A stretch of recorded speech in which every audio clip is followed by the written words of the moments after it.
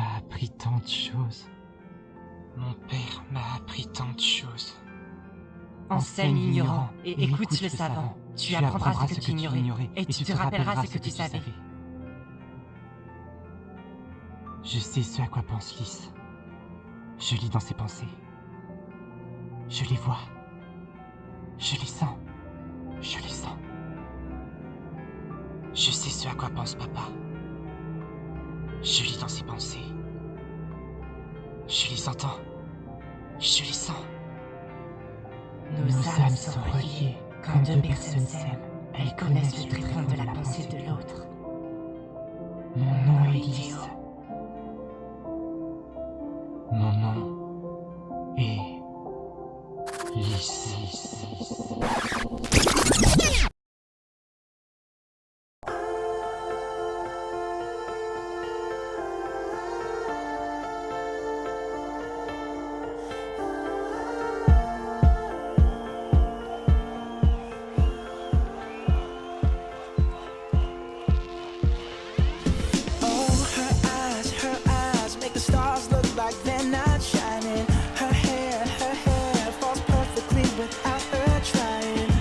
So beautiful, and I tell her every day.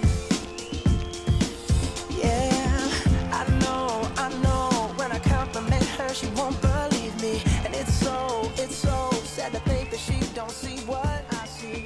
But every time she asks me, do I look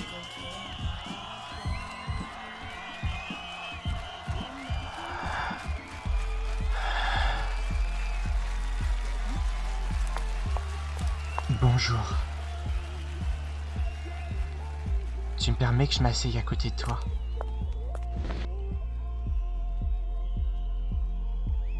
Ça t'étonne que je m'asseye à côté de toi?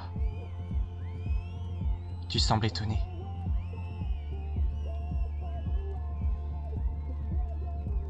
Tu n'as pas idée l'image que je me suis fait de toi dès l'instant où je t'ai vu. Tu sais, quand je t'ai vu, je me suis tout de suite dit que cette fille attirait mon regard telle une œuvre d'art vivante et naturelle. Tu avais une apparence si triste. Moi qui déteste habituellement voir de la tristesse se dessiner sur le visage des gens, surtout quand la tristesse a l'air si forte, tellement qu'on a l'impression que le chagrin va nous aussi nous dévorer et finir par nous tuer. Moi qui déteste ça, je me suis senti totalement déconcerté à aimer te regarder. Aussi étrange que cela puisse paraître, pour la première fois, je venais à aimer cette sensation. L'expression que dégageait son visage, c'était pas comme les autres fois. Elle avait vraiment quelque chose de particulier, d'irréaliste, de surréaliste, d'extraordinaire. Quelque chose en elle me faisait voyager, rêver, telle une fée. Et si c'était elle, cette fée qui me rendait visite toutes les nuits pendant que je fais des rêves. Et si notre âme était reliée par le même rêve? Il faut que j'aille la voir, me suis-je dit. Il faut que j'aille la voir pour savoir si elle aussi fait ce rêve la nuit. Si elle aussi me voit pendant son rêve. Dans ce rêve, j'étais capable de la voir, mais je ne sais pas si elle me voyait. Elle ne me regardait jamais. Donc voilà. Je suis venu te voir pour te raconter tout ça. Si c'est toi qui m'as jeté un sort, tu pourrais m'expliquer comment tu as fait. Moi aussi, je pourrais t'envoyer des merveilleux rêves. Ce n'est pas l'imagination ni l'amour qui me manquent.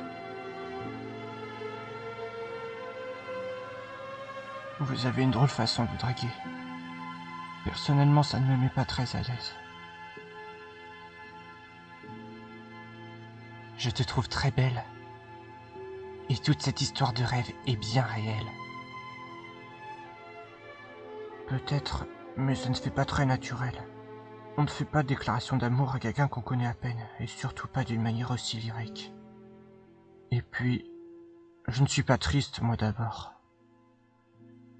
Ce n'est pas très flatteur de votre part de dire que j'ai un air triste.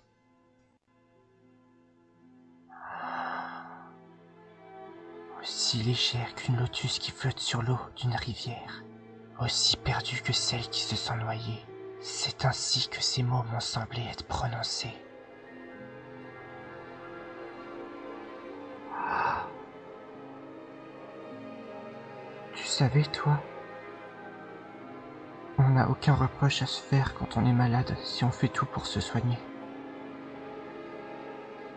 Le problème, c'est de ne pas faire les efforts nécessaires pour se guérir.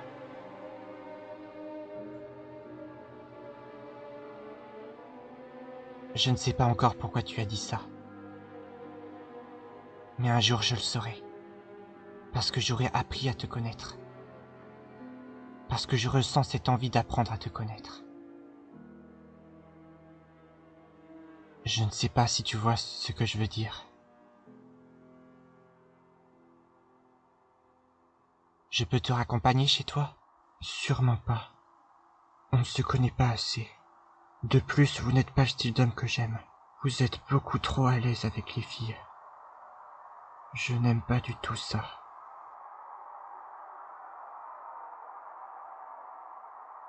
On peut dire que c'est franc de ta part.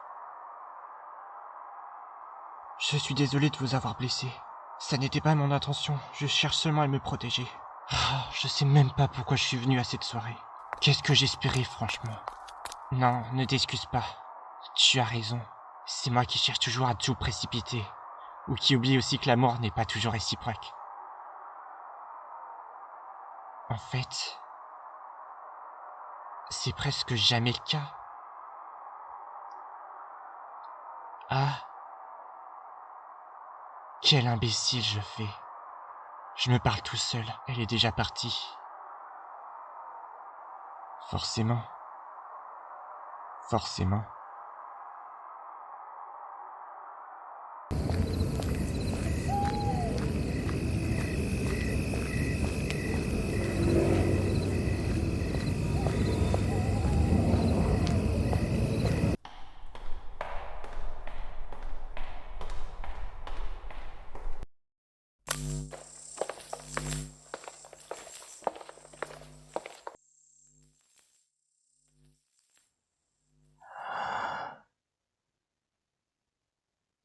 Maman. Maman. Je sais que tu veux toujours pas parler. Maman. Les infirmiers qui s'occupent de toi, ils me l'ont encore dit. Tu vas donc toi aussi rester dans le silence.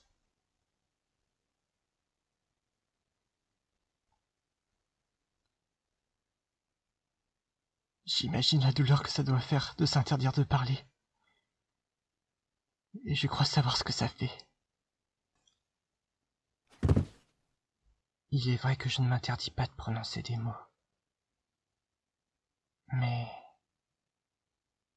j'ai un secret que je garde pour moi, que je m'interdis de révéler à quiconque. Et pourtant, je sais que c'est ce secret qui me salit de l'intérieur. Et que si j'en parlais autour de moi, ça pourrait me libérer de beaucoup de souffrance. Mais si j'en parlais, ça pourrait également complètement détruire la vie d'une personne que j'aime plus que tout. C'est pour ça que je me sens obligé de ne jamais le dire à quiconque. Et donc, de me faire encore plus de mal à moi-même. Ah, quel imbécile. Je me plains alors que mon problème est moins grave que le tien. Désolé. Tu me pardonnes? Maman, ne fais pas la même erreur que moi. Parle. Parle. Ne te prive pas de la parole.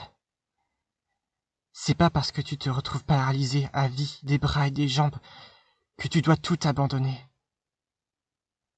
La parole, c'est tout ce qui te reste de précieux, avec la vue et l'audition aussi.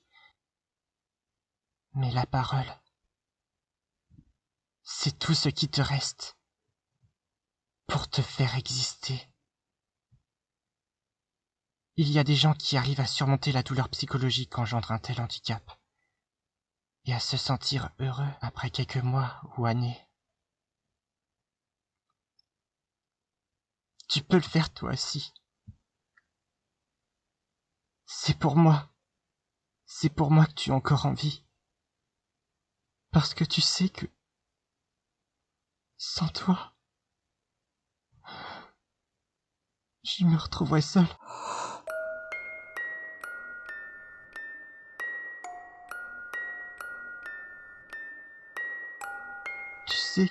Tu sais que rien ne me rendrait plus heureuse que de réentendre ta voix. T'entendre dire Lys. J'ai confiance. Un jour t'y arriveras.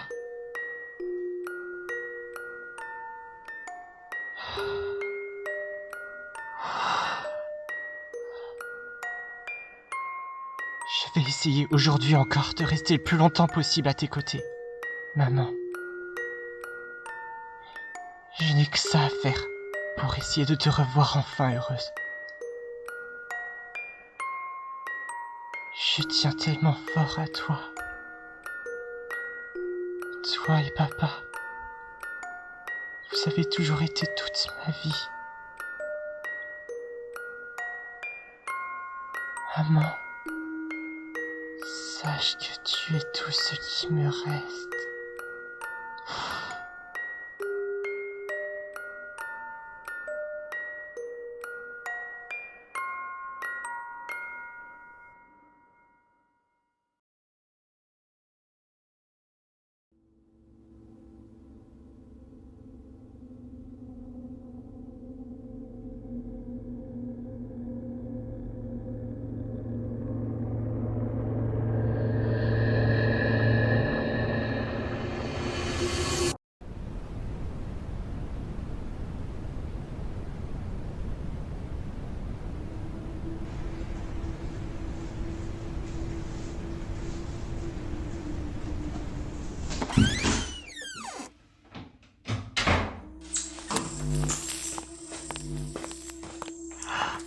C'était pas trop tôt.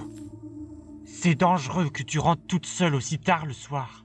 Combien de fois je t'ai dit de m'appeler pour que je te ramène, hein? Et pourquoi tu n'es pas venu me chercher, tout simplement? Vu l'heure, tu aurais dû t'inquiéter. Pourquoi tu ne rends jamais visite à ma mère? Moi qui croyais que tu l'aimais. Je travaille beaucoup, tu sais. J'aimerais lui rendre visite, mais figure-toi que je n'ai pas ce temps. Tu crois que je m'amuse? Non! Je me tue au travail pour toi et ta mère, pour qu'on ait suffisamment d'argent. Tu sais très bien qu'on a moins besoin d'argent qu'avant, et tu te réfugies encore plus sur ton ordinateur. Tu fuis la réalité. La réalité, c'est que tu n'aimes plus ma mère depuis qu'elle est paralysée. Tu l'ignores total. Tu ne lui as même pas rendu une seule visite. Le travail, l'argent, mais quel beau prétexte pour ne pas aller la voir. En tout cas, moi, je te hais. Jamais de la vie tu remplaceras Théo, le vrai papa qui m'a élevé jusqu'à mes 8 ans avant de disparaître.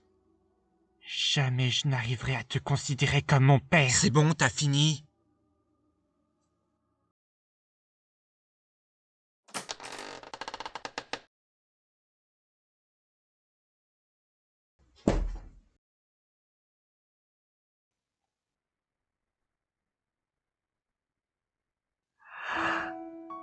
Qu'est-ce qui me prend en ce moment?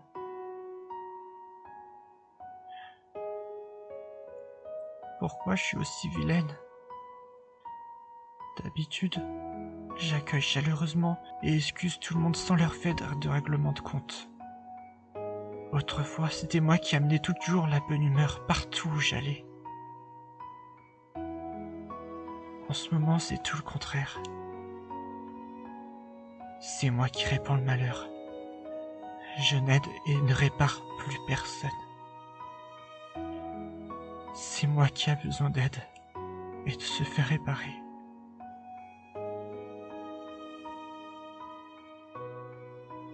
Papa. Papa, tu me manques tellement. Pourquoi tu as disparu? Pourquoi j'ai perdu à jamais ta chaleur? Pourquoi je n'arrive plus à voir le merveilleux père que tu as été? Même cette fois où je t'ai rendu visite. Pourquoi faut-il que les choses changent à jamais? J'aimerais tellement que ton acte soit réparable. Que ce traumatisme qui me hante chaque seconde se soigne. Pourquoi tu m'as fait ça? Si tu m'aimes, ça n'a pas de sens. Tu m'as détruite. Tu ne m'as donc jamais véritablement aimée. J'aimerais t'en comprendre.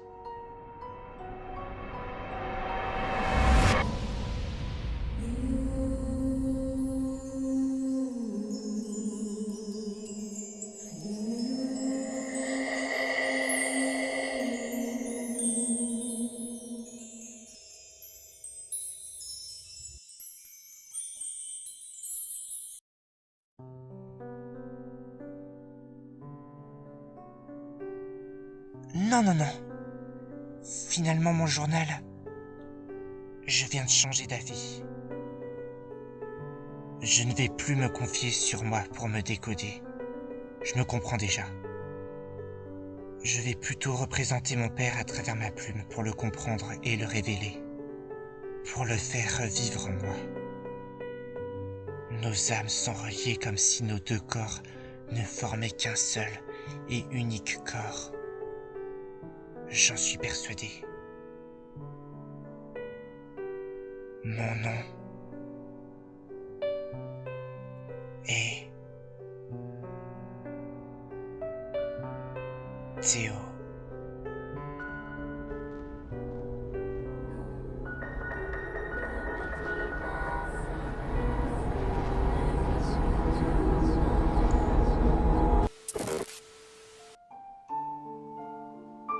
Pendant plusieurs mois, presque une année, tu n'avais pas prononcé un seul mot. Tu t'isolais de tout le monde, jusqu'à ce jour où je t'ai rendu visite.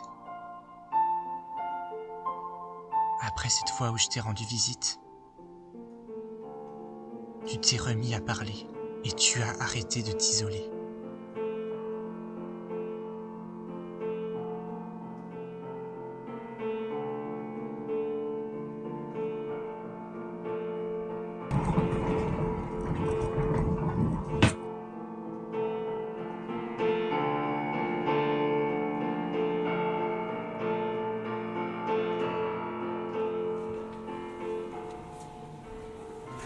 Lys, je voulais savoir, est-ce que ça va? Lys, tu m'inquiètes un peu. Depuis que papa s'est retrouvé à l'hôpital, je trouve ton comportement bizarre. Tu as l'air d'aller mal pour une autre raison. J'ai l'impression que tu me caches quelque chose.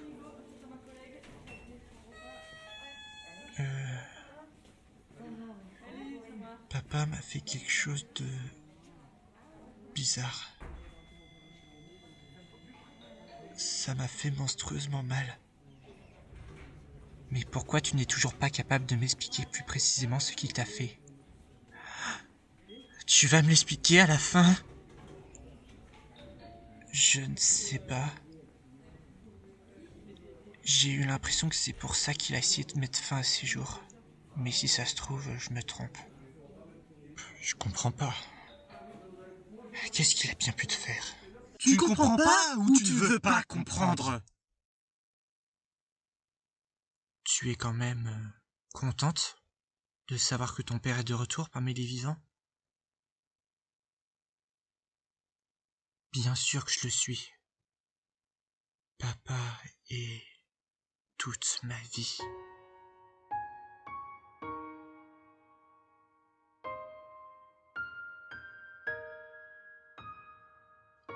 Tu étais content de savoir ta fille encore en vie, mais tu étais effrayé en la revoyant. Elle n'était plus la même. Tu n'étais plus le même. Ce que tu as fait a tout changé, tout perverti, tout détruit. Je ne pourrai plus jamais te regarder comme mon père, et ça tu le savais très bien. En revoyant mon visage, tu ne pouvais que voir le criminel cruel et épouvantable que tu es, que tu ne peux pas revenir en arrière.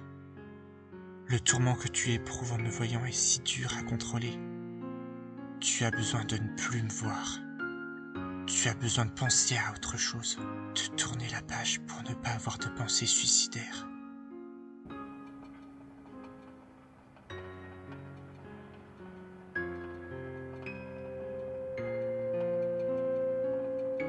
Je suis telle une abeille qui a besoin de fleurs à butiner. Je suis celui qui fait le miel en ses fleurs. Je suis telle une abeille qui butine, un occulte oublié qui cueille sa fleur avec un E pour l'offrir à sa bien-aimée. La prunelle de ses fleurs.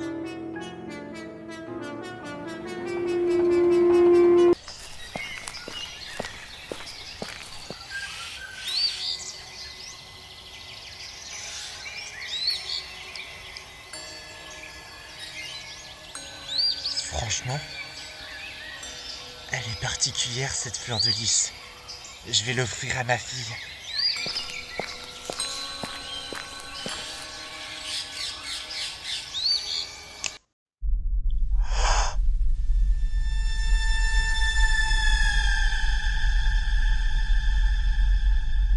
Qu'est-ce qui se passe ?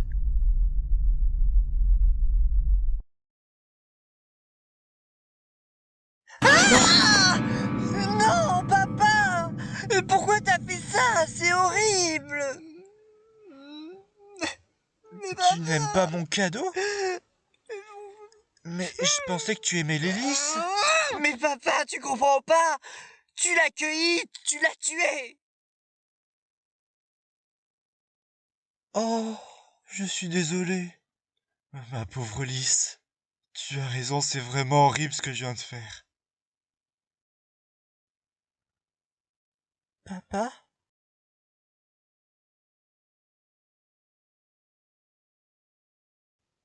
Oui, tu as raison. Comment j'ai pu faire 2 fois la même erreur? Comment j'ai pu te cueillir toi et te faire faner alors que tu es la personne que j'aime le plus au monde? Comment ai-je pu exécuter quelque chose d'aussi... Je sais ce que tu as fait. Je suis là pour t'apporter des réponses, seulement pour ça. Vous êtes... Je ne suis pas disposé à t'aider, mais tous ces aides-soignants et toutes ces autres personnes que tu vas rencontrer seront bien là pour t'épauler. Pour m'épauler? Mais moi je dois crever. C'est pas moi qu'on doit sauver, c'est Lys. C'est ma fille qu'on doit sauver. Mais c'est aussi important que tu t'en sortes. Tu peux encore tout recommencer à zéro et accomplir la mission que cette femme et ses enfants t'ont donnée pendant ton coma, avant que tu reviennes du monde des morts. Comment êtes-vous au courant? Ah! Mais je sais qui vous êtes.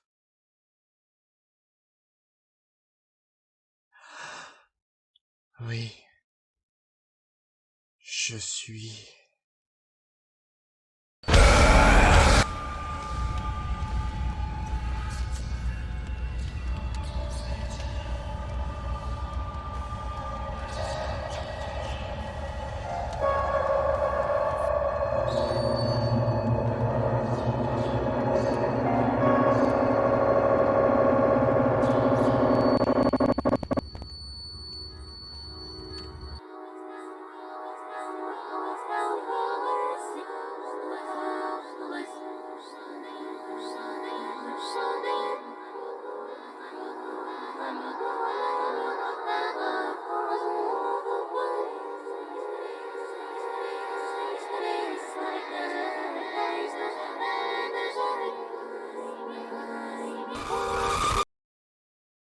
Qu'est-ce que c'est que cette sensation étrange? C'est toi qui as commis ce crime, en ayant totalement conscience du mal que tu faisais. Et pourtant, j'aurais préféré me tuer avant d'avoir fait du mal autour de moi. Tu as comme réalisé un rêve sans t'être fait choper par la police. Et pourtant, tu as l'impression de vivre mon pire cauchemar. Tu as juste envie de mourir parce que tu as trop mal d'avoir fait ça. Ma plus grande peur est de recommencer. C'est notre plus grande peur à tous les deux. Tu as détruit la vie de ta fille volontairement, comme si cette vie n'était rien pour moi. Pour nous. Comme si je n'étais qu'un vulgaire objet charnel. Qui a éprouvé un appétit, une consolation immense comme le plus effrayant des ordures qui puissent exister. Et pourtant, juste l'instant d'après, tu as souffert de remords incommensurables. Et tu as voulu mettre ta fille en sûreté et me protéger surtout de toi. Pendant un instant, tu as essayé de la détruire, alors que pendant presque toute ta vie, tu t'es acharné pour la protéger et pour accomplir sa floraison et sa brillance dans la gloire, l'effervescence et l'éclat de réussite et de bonheur le plus éblouissant. Tu passes par toutes les contradictions possibles. Le genre de gars que je suis est une anomalie que la science ne peut expliquer, qui n'a aucune logique et qui a répandu le plus grand de tous les maux. Comment un père aussi extraordinaire que le mien a pu donner naissance à un sinistre meurtrier comme moi? Qu'est-ce que c'est que cette situation étrange? Je suis persuadé d'être le pire des monstres. Je souffre tellement que je n'ai même plus peur de la mort. Et pourtant, j'ai envie d'un autre côté de vivre. Je crois encore qu'il y a un espoir. Que je puisse sauver des vies. C'est la mission que le monde des morts m'a donnée. D'un côté, je pense que le monde des morts va changer en bien. Et d'un autre côté, je sais très bien que ce n'est pas la première fois que j'ai eu l'impression de changer en bien. Tu ne sais pas si le monde des morts, plus les médecins, sera suffisant pour te changer définitivement. Si ça vaut le coup de prendre le risque. D'un côté, tu as envie de changer. D'un autre, tu as envie de rester comme tu es et de recommencer. Et donc, après, tu te délectes à mourir. Et si je te disais que tu as été confronté à la loi de Murphy? Ça, c'est clair de le dire. D'une certaine manière, tous les criminels ou les suicidaires ont épousé cette loi dans leur réalité. Considères-tu l'effet Barnum? J'ai conscience de l'embrasser, oui, comme tout le monde. Je suis quelque chose et son contraire. Alors, il paraît que vous vous sentez enfin prêt d'expliquer les raisons de votre tentative de suicide? Oui. Oui. En fait, je ne vais pas aller droit au but. J'ai honte de moi, de ce que je suis devenu au fil des années. Je travaille dans le domaine de la publicité, dans un milieu où l'argent passe avant la santé des gens, et je pratique des activités qui me déplaisent dans ce job. Et le pire, c'est que j'étais libre de m'orienter vers un bien meilleur job dès le début, libre de démissionner pour un meilleur emploi, mais je craignais juste de changer mes habitudes, de prendre une voie plus dure. Oui, c'est ça, j'étais juste lâche. Pire encore, j'étais de mauvaise foi. Et attendez, je vous ai même pas dit le pire. Le pire, c'est mon orientation sexuelle dont j'ai toujours eu très honte. Je ressens des choses que je devrais pas ressentir. Et j'ai toujours craint de faire des choses complètement impardonnables. Excusez-moi, c'est extrêmement dur pour moi d'en parler. Je n'en ai jamais parlé à personne. Mais je me dois d'en parler pour m'en sortir. Ne vous forcez pas trop, vous savez, il faut que ça vienne de vous. Allez-y à votre rythme, on vous écoute. De quoi avez-vous honte? Quelles sont les choses que vous ressentez et que vous jugez impardonnables? Vous savez, on est là pour vous aider, pas pour vous juger. Très bien. Je ressens des attirances pour des enfants. Genre, oui, des attirances sexuelles. Ah, écoutez, Écoutez, si vous ressentez que c'est un problème vraiment grave, qui a besoin d'être résolu, et qu'en plus vous osez en parler, c'est déjà un premier pas. Vous pensez que c'est une bonne chose d'essayer de me soigner, ou il vaut mieux que je meure? C'est une question qui me semble bien légitime. On va aller droit au but. Avez-vous déjà essayé de faire des avances, voire même de toucher un enfant? Non! Non, jamais! Justement, je me le suis toujours interdit. Menteur! Menteur! Sale menteur! Vous me prenez pour un monstre. Vous me regardez comme si j'en étais un. Mais vous savez, ça fait des années que je me prépare à ce genre de regard, à ce que ce genre de regard et de jugement se pose sur moi lorsqu'on me découvre sans filtre, imberbe. Mon pire songe devient réalité. Mais non, rassure-toi. Tu sais, ça ne fait pas partie de notre métier de poser un jugement sur toi. Les gens de la vie de tous les jours te jugeront. Les personnes de la sécurité et les aides-soignants, eux, ils cherchent simplement une solution pour arranger une situation. Le jugement n'arrange rien. Il ne fait qu'aggraver les troubles psychologiques chez les gens. Et nous, on veut pas aggraver les troubles psychologiques chez nos patients, c'est normal. Je pense qu'on va devoir te réserver un rendez-vous avec des professionnels formés sur le sujet. Tu n'as pas de souci à te faire. Je vous préviens tout de suite sur le fait qu'il faut que vous soyez prêts à m'écouter. C'est un sujet très délicat qui tourmente énormément de personnes. Mais en se coupant de ces informations et en refusant de se renseigner et de communiquer avec d'autres personnes sur ce sujet pour réussir à comprendre et contrôler nos pulsions, ça peut engendrer de graves conséquences. Ces rapports sociaux sont primordiaux dans le développement de certaines personnes. Je pense exactement comme vous. Ne vous attendez pas à un résultat immédiat. C'est une des plus grosses erreurs que beaucoup de personnes font, de se décourager très vite. Parce qu'ils ont l'impression que les séances ne mènent à aucun résultat. Oui, il faudra que je fournisse des petits efforts au début et de plus grands d'ici quelques mois. Si j'en fais trop dès le début, je risque d'abandonner et ne pas garder mes bonnes habitudes sur le long terme. En tout cas, oui, je ferai mon maximum pour apprendre cette prévention contre ma propre pédophilie. Ça, je vous en fais ma promesse. Très bien. Je sais que ça n'est pas facile de changer vos habitudes, mais il le faudra bien. Dans beaucoup de pays, il y a encore assez peu de centres pour aider les personnes atteintes de pédophilie à ne pas agresser. Avant, on réagissait une fois l'agression commise. Il n'y a pas non plus de campagne pour sensibiliser cette population, et c'est une chose fort regrettable. Il faut que vous sachiez que, déjà, avoir des attraits pédophiles ne veut pas dire que vous allez agresser des gens. Mais ça augmente forcément les chances. C'est pourquoi la prévention que vous allez suivre avec moi est très importante. Ensuite, vous n'êtes pas responsable de vos attirances. En revanche, l'attirance est une chose qui se contrôle. Et vous êtes responsable des agressions que vous commettez. Enfin, quand vous en commettez, bien sûr. Le problème ne vient pas de l'attirance, mais de la façon comme vous la contrôlez et comment vous la justifiez. Ça s'apprend.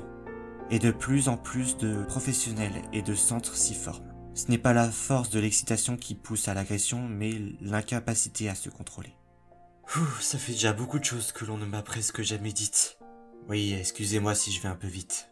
Non, c'est très bien ce que vous dites. Ça fait peut-être beaucoup d'informations à encaisser, mais vous allez voir, le plus important ce sont les exercices que vous allez mettre en pratique. Déjà pour mieux contrôler vos attirances.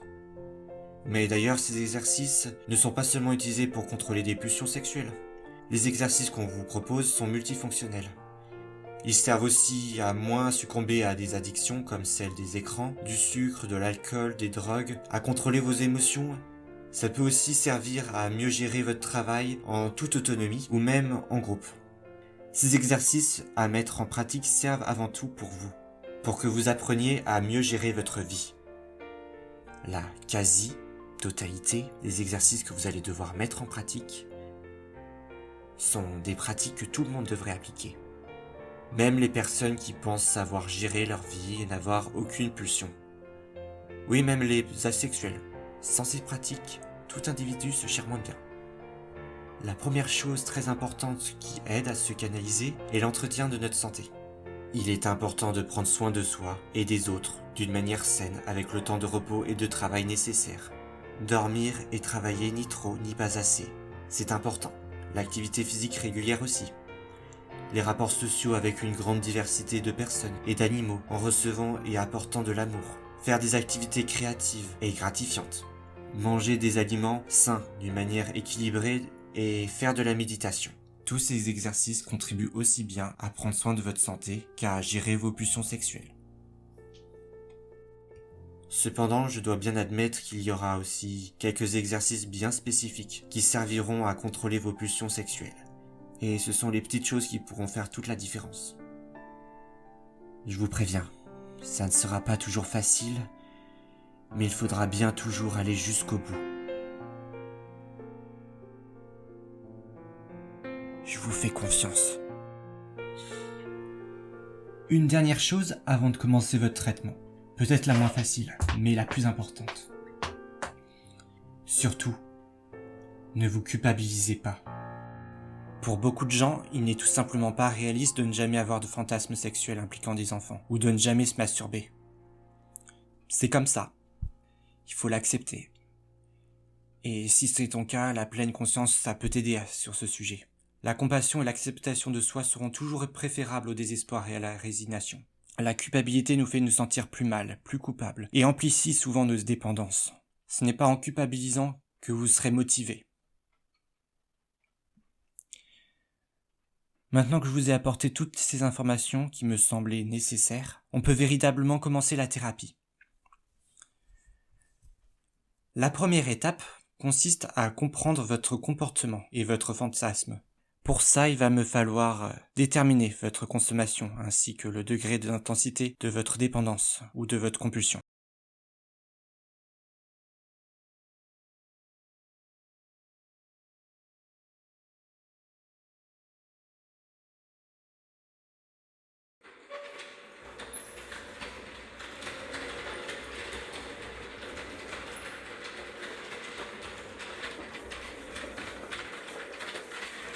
Ça y est, tu as enfin fini cette séance ? C'était quoi exactement ? Rien d'important. J'ai du mal à te croire là-dessus. Je t'assure, en plus, cette séance était assez étrange, je trouve. Et toi, tu sors bientôt de la clinique, tu dois avoir hâte d'être libre. Ça va t'étonner, mais pas tant que ça, non. Tu es sûr que ça va ?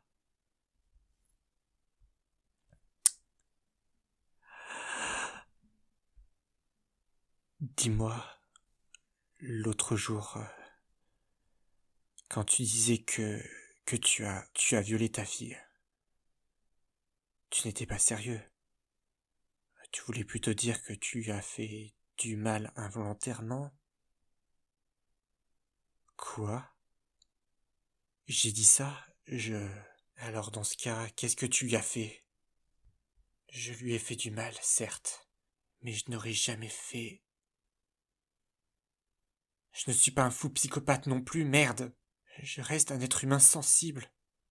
Oui, mais comment ? Qu'est-ce que tu as fait ? Ça, je ne peux pas le dire. Écoute, tu me dois bien ça. Moi, il m'a fallu du courage pour t'avouer que j'ai tué la femme de ma vie. Je croyais que je devais en parler seulement quand je m'en sortirais prêt. Très bien. Tu veux que je te dise ce que je crains ? Je crains que tu aies bien violé ta fille, et que j'ai eu tort de ne pas avoir réagi. C'est vrai. J'ai tué ma femme et je n'arriverai jamais à ne plus culpabiliser. Mais moi, contrairement à toi, c'était par accident. Le viol, c'est quelque chose de complètement intentionnel, délibéré. Ça ne peut pas être commis par accident ni même par coup de folie. Qu'est-ce que tu en sais ? Tu n'es pas médecin à ce que je sache.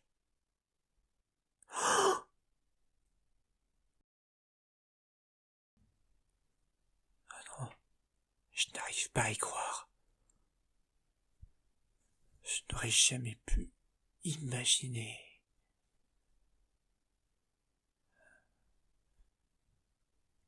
Ça existe donc vraiment, les violeurs d'enfants. Et j'en côtoie tous les jours sans même me rendre compte. Décidément, l'espèce humaine est vraiment la plus abominable qui puisse exister. Je croyais que tu allais me comprendre. Que je te comprenne? Que je comprenne que tu as violé ta fille? Je sais plus ce que je dis. Ce n'est pas facile de ne pas faire de déni dans un tel cas.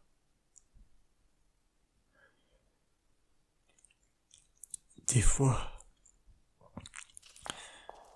je veux être puni pour ce que j'ai fait.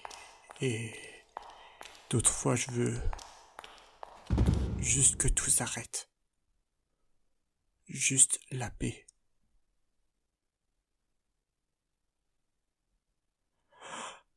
Tu as raison. Alors, tu vas me dénoncer pour que j'ai la condamnation que je mérite. Je n'ai jamais dit ça. Tu vas rester longtemps ici, suffisamment pour te faire guérir. J'ai plus confiance aux médecins qu'aux policiers qui ont tendance à mal faire leur boulot. Tu penses qu'il vaudrait mieux qu'on en reste là? Qu'on traîne plus ensemble? Attends-toi à ce qu'il y ait beaucoup de personnes qui te disent ça.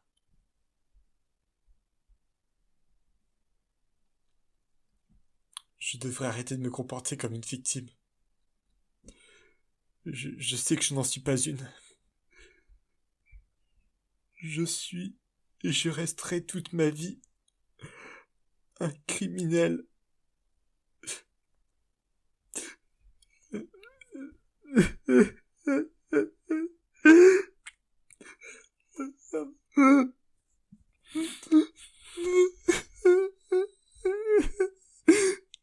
Non, non. Faut pas que je culpabilise trop. Sinon, je vais aggraver mon cas.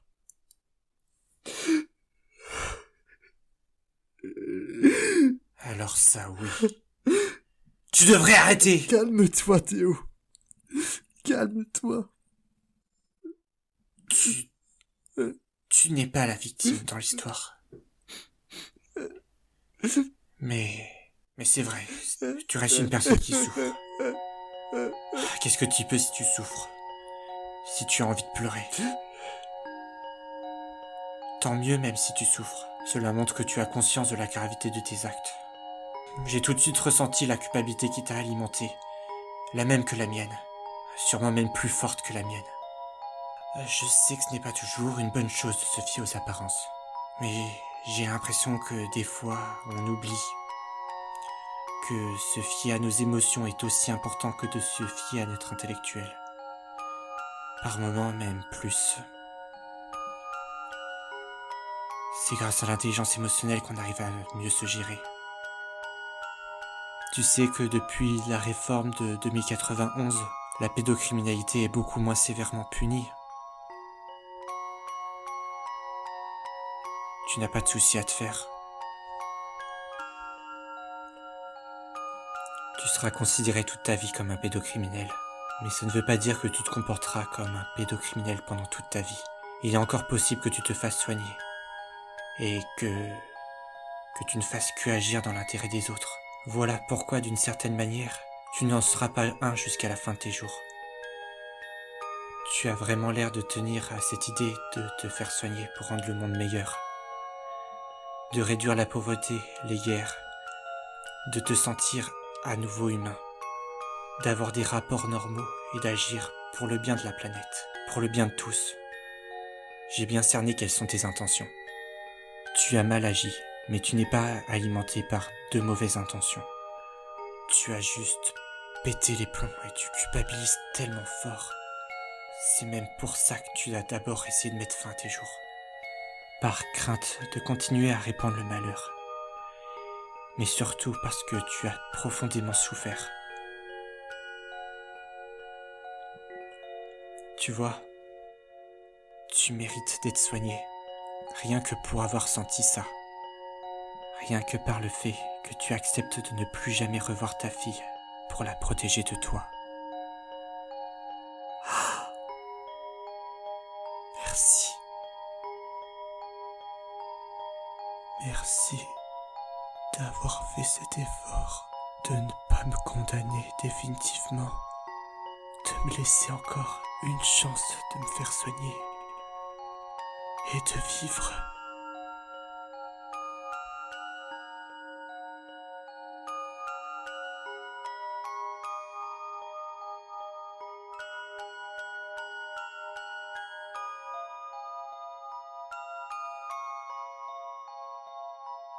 Papa est toute ma vie.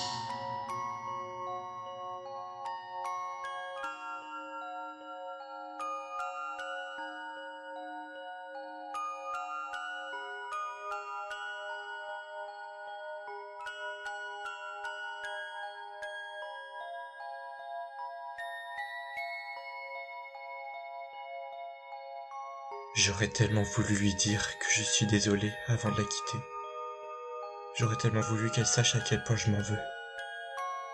Mais ça n'aurait rien changé. Rien réparé.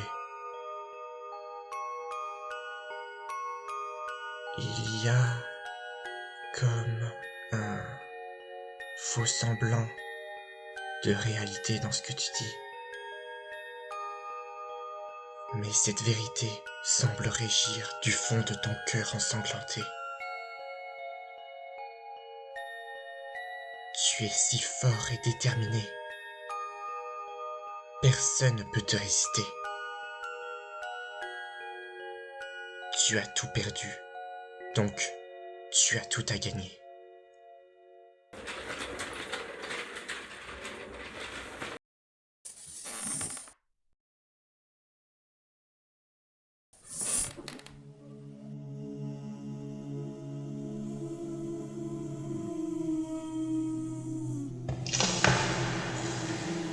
Tiens, et surtout n'oublie pas, prends bien 2 comprimés de ces médicaments par jour. Je t'explique un peu ce que c'est. Ce sont des médicaments destinés au traitement du cancer de la prostate. Hein? Quoi? Ne t'inquiète pas, je sais que tu n'as pas le cancer. Cependant, aussi surprenant que cela puisse sembler, on prescrit aussi ces médicaments pour réduire la libido chez les pédophiles. L'idée est de supprimer ta libido pendant que nous t'aidons à développer un intérêt et un comportement normal. Une fois que tu seras dans une relation saine et équilibrée avec une personne de ton âge, tu pourras arrêter les médicaments et ta libido reviendra, mais dans le cadre d'une relation saine. Tu peux me croire, ça fonctionne vraiment très bien.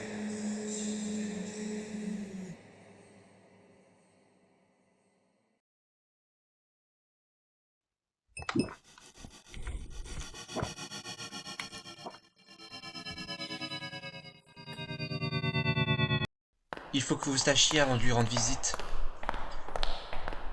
Votre fils est convaincu d'avoir été dans le coma depuis seulement 3 jours. Il n'a pas senti les 1 an et 8 mois passés. On a beau lui répéter qu'il y a été tout ce temps, on dirait qu'il ne veut pas entendre cette vérité. On ne sait pas encore d'où ça vient, mais il fait totalement du déni sur ce point. Alors ne vous fatiguez pas à essayer de lui expliquer. Et vous savez pourquoi son coma a été si long? Pourquoi son coma a été si long? Alors, certains émettent l'hypothèse décisive que c'est à cause de la chute du haut du pont. Mais il y a aussi d'autres spécialistes qui préfigurent avec conviction que c'est à cause d'une chose qui se serait produite avant sa tentative de suicide. Ouais, peut-être une chose lui aurait endommagé des traumatismes qu'il refoule dans son subconscient. Vous n'avez aucune idée de ce que ça peut être? Ça fait longtemps que je ne vis plus avec mon fils, vous savez. Pas de souci. En tout cas, ils ont tous des preuves extrêmement concluantes, mais pourtant leurs avis sont complètement opposés. Du coup, c'est la première fois qu'on rencontre ce genre de choses face à un de nos patients. Ouais, je comprends.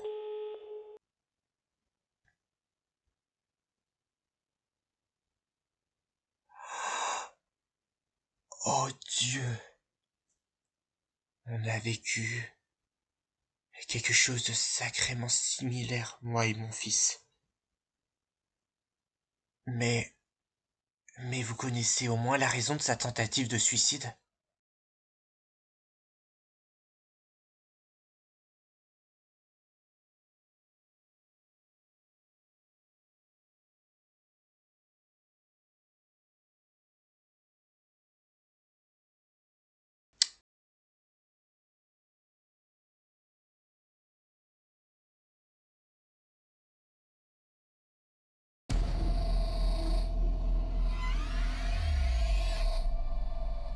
Non.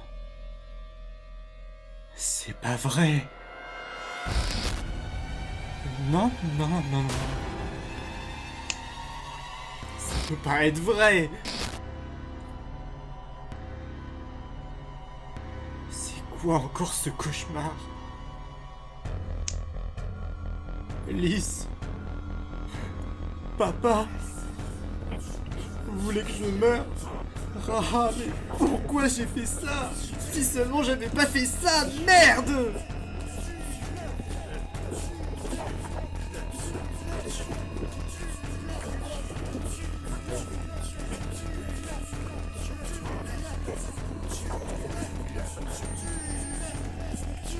Coucou papa.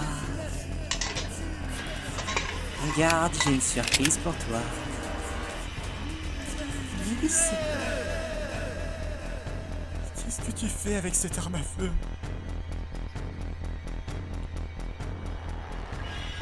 Il est joli, non?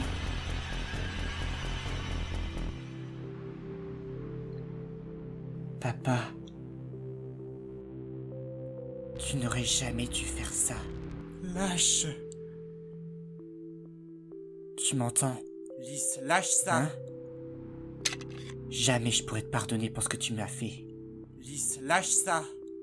Lâche ça. Arrête de t'agiter comme ça. Non, Lys, là, je ne rigole pas.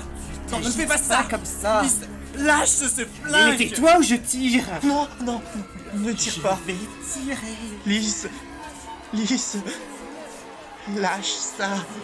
Je t'ai dit. Papa.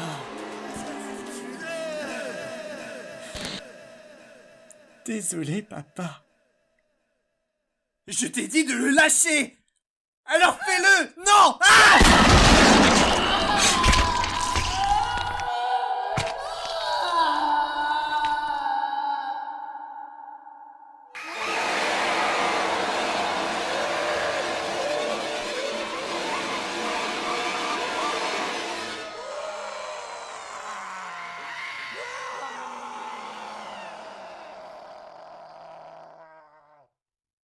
Non, c'est pas vrai, mais j'ai pas pu faire ça quand même.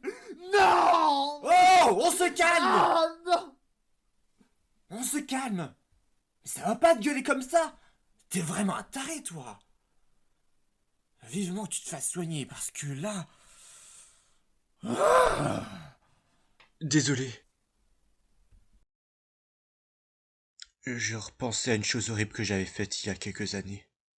J'ai tellement peur d'avoir perdu toute mon empathie, ainsi que toute mon humanité. Je dois avoir besoin de culpabiliser sur toute ma vie. Ouais, bah c'est pas le moment, le suicidaire. Moi, j'essaie juste de dormir. Vous me semblez avoir accès à beaucoup d'informations. Permettez-moi de vous dire que je trouve ça étonnant, venant d'une simple stagiaire comme vous. Le peu que nous savons sur ce sujet doit rester confidentiel. Même vous ne devriez pas être au courant, en théorie. Quoi? Ah bon? Je n'aime pas savoir qu'on me cache des choses. Oui, c'est compréhensible. Ne parlez pas si fort, on risque de se faire repérer.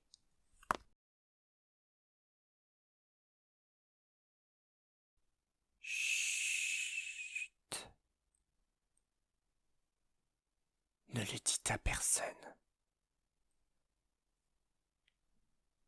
Tu n'étais pas au courant, papa. Mais les aides-soignants t'ont caché des tas de choses. Beaucoup dont tu ne seras jamais au courant. Ils t'ont menti pour ta réussite. Mais tu ne le sauras jamais.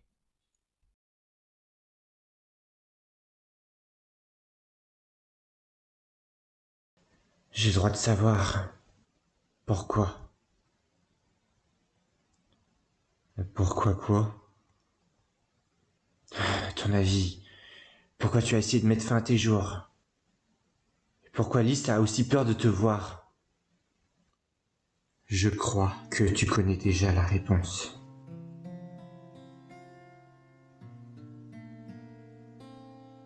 Ne me dis pas que... Si. Vous devez tout faire pour que je ne m'approche plus jamais d'elle. Si Dieu m'a ramené à la vie, c'est parce qu'il sait que je n'ai jamais fait ce qu'il fallait pour exaucer mon premier rêve. Le plus important de tous. Celui de venir en aide au plus de monde qui en ont besoin. Plus jamais je pourrai te laisser t'approcher de nous. Tu ne peux plus faire partie de la famille.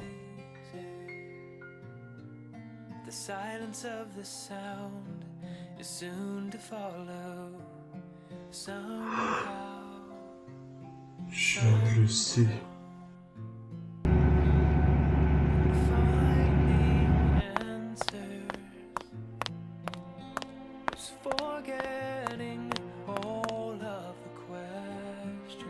C'est pas vrai, putain de merde!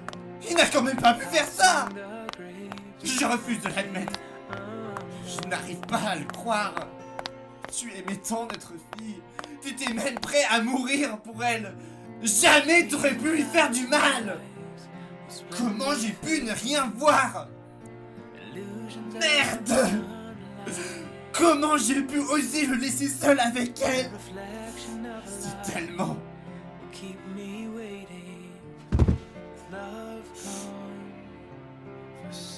Je suis une mère affreuse. Je n'aurais jamais cru ça de lui. C'était l'homme que j'aime. Merde, putain de merde! Désolé Théo, mais là je n'en peux plus. Tu dois être puni.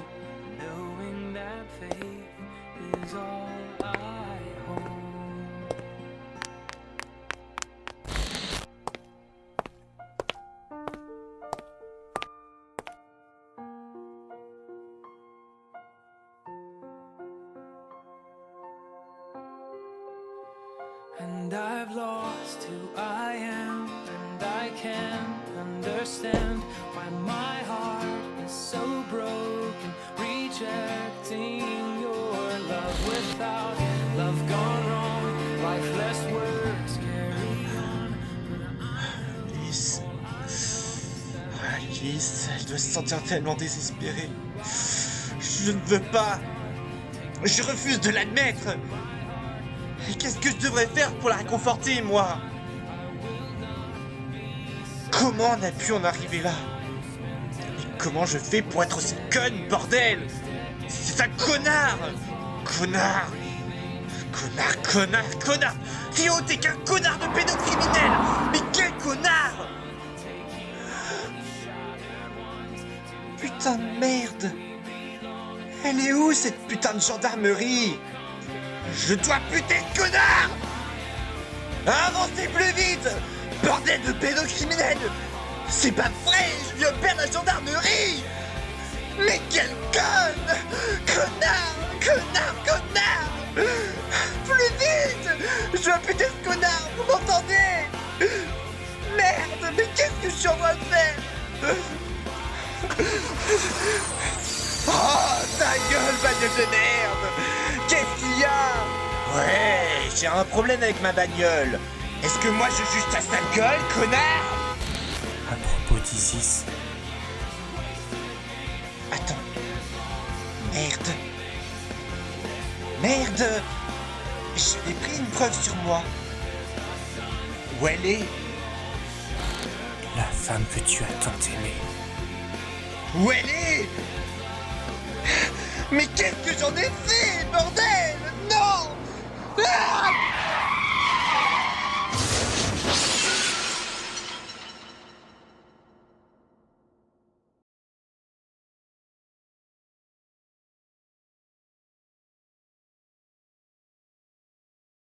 Elle ne pourra plus jamais sortir de son lit d'hôpital.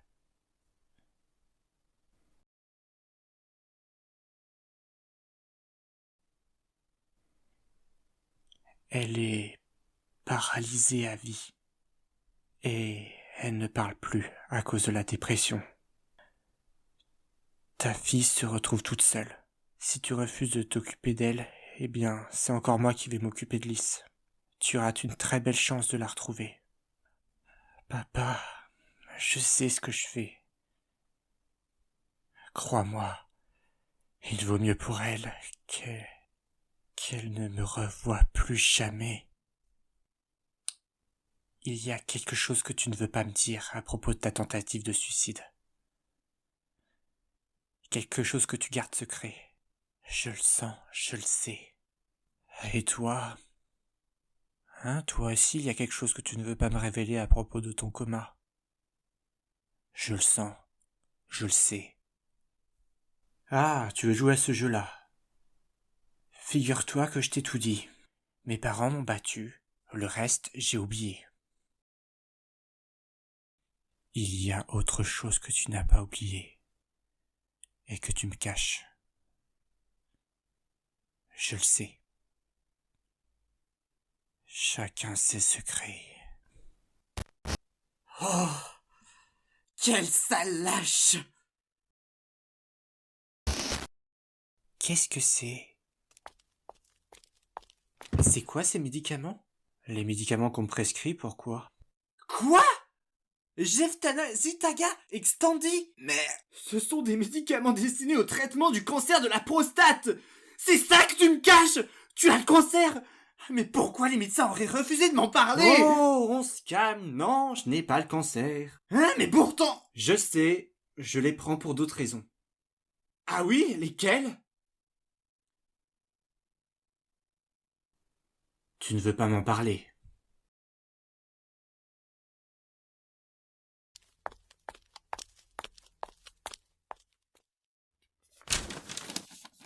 Théo, mon très cher fiston.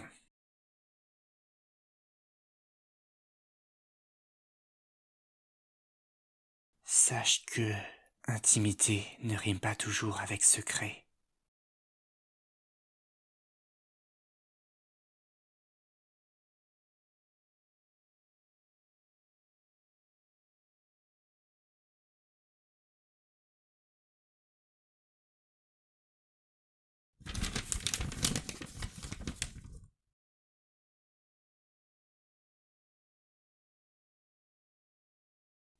De là où tu es,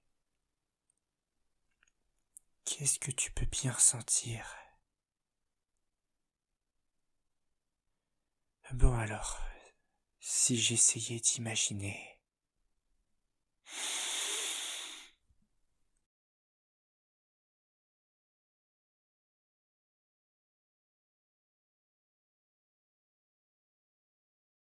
Je voudrais être spécial,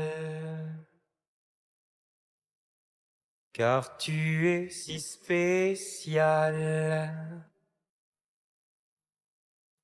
Je ne suis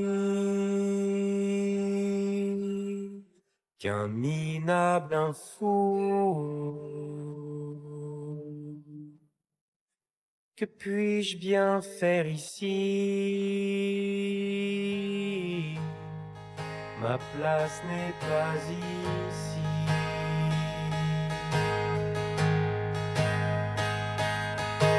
Elle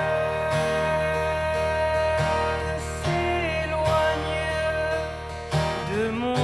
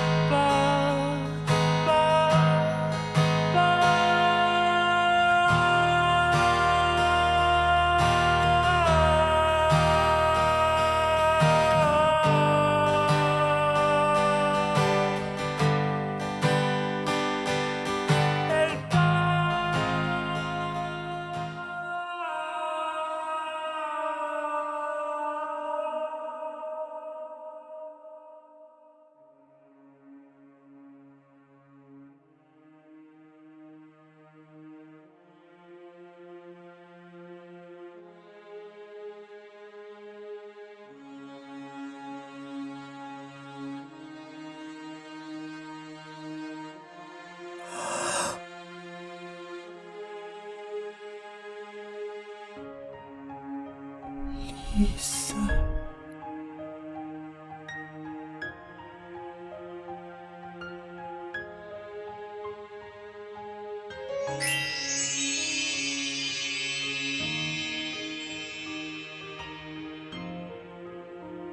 Mon journal. Je viens de changer d'avis. Je ne vais plus me confier pour me comprendre, mais pour faire parler ma fille. Mon nom est Lisa. Mon nom est... Lys.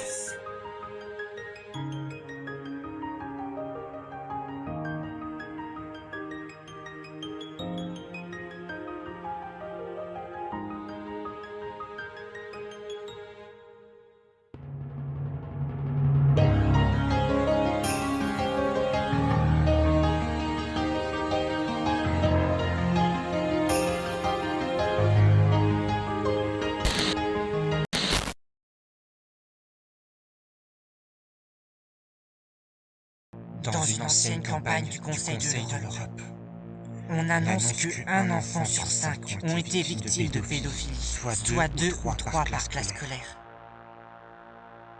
On ne sait pas vous, mais nous, on trouve ce chiffre énorme. Il faut en parler et il faut agir avant qu'il ne soit trop tard. Il faut agir contre ce genre d'action, contre des gens comme lui. Le viol, ça ne détruit pas qu'un corps. Ça détruit toute une santé mentale. L'inceste, c'est voler tout ton corps, mais c'est aussi voler toute la confiance que tu peux avoir. Si vous avez été victime d'agression et que vous n'arrivez pas à vous faire entendre, vous pouvez appeler SOS Viol au 0800 05 95 95. Si vous souffrez d'attirance pédophile et que vous craignez de ne pas réussir à les contrôler, des spécialistes peuvent vous aider. Vous pouvez appeler la STUP au 0806 23 10 63.